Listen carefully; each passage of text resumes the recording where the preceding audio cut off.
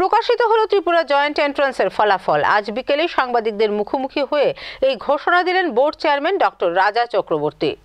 শেষ পর্যন্ত আজ প্রকাশিত হলো ত্রিপুরা জয়েন্ট এন্ট্রান্স ফলাফল। 2রা মে হয়েছিল পরীক্ষা, আর পরীক্ষায় উল্লেখযোগ্য দিক হলো ছেলেদের তুলনায় মেয়েরা অংশগ্রহণ করে বেশি। এবার পিসিএম গ্রুপের সম্ভাব্য প্রথম 3 জনে কৃতি তালিকায় স্থান করেছেন যথাক্রমে প্রথম আয়ুষ্কর নাথ, দ্বিতীয় সাগ্নিক পুরকায়স্থ এবং তৃতীয় হয়েছেন পার্থসারথী রায়।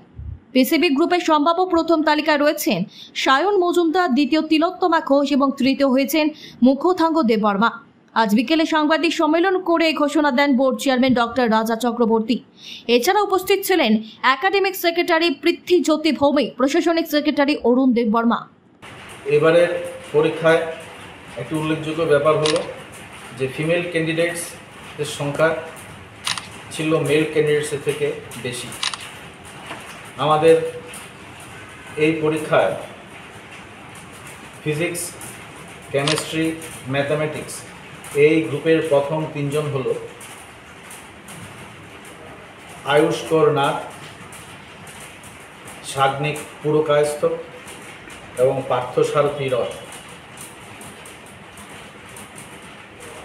এবং ফিজিক্স, কেমিস্ট্রি, বায়োলজি এই গ্রুপটিতে প্রথম 3 জন হল সায়ন মজুমদার, তিলোত্তমা ঘোষ, মুখথাং দেববর্মা।